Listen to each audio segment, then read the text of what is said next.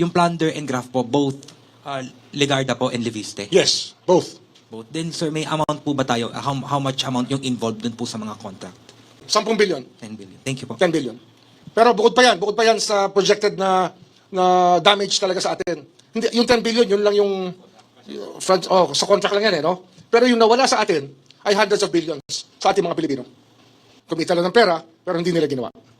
Kung meron silang ginawa, kakaunti, kakarampot. Hindi kagaya ng pinangako nila, nagagawin nila.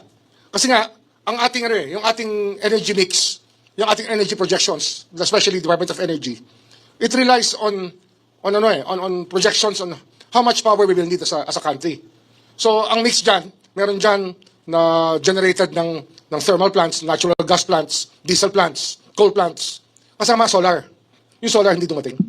Kaya ang taas ang presyo ng kuryente natin, isang dahilan yan. Of course, dito sa Manila, ibang usapan naman yung taas ng presyo ng kuryente. Pero itong solar na to, na dapat pinroduce at in-accomplish ni Leviste sa kanyang pagkakuha ng prangkisa, ay hindi, naging ghost electricity.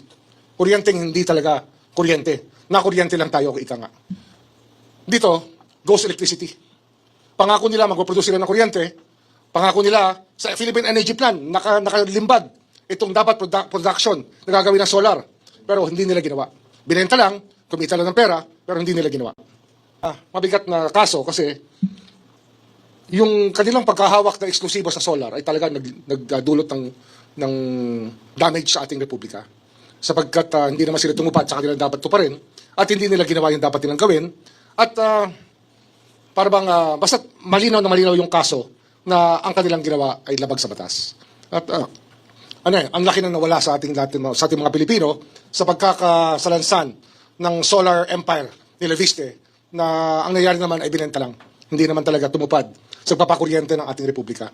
Kasi kumuha sila ng exclusive service contracts na sa buong Pilipinas na sila lang ang maaaring mag-produce at gumamit at magbenta ng solar energy.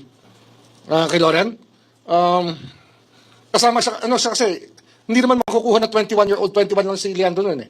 Yung prangkisa na exclusive, kung hindi tinulungan ng nanay niya na chairman noon ng Finance Committee ng Senado. Parang appropriations yan ng House, Finance Committee ng Senado. At ginamit niya yung kanyang posisyon para makakuha ng prangkisa yung anak niya.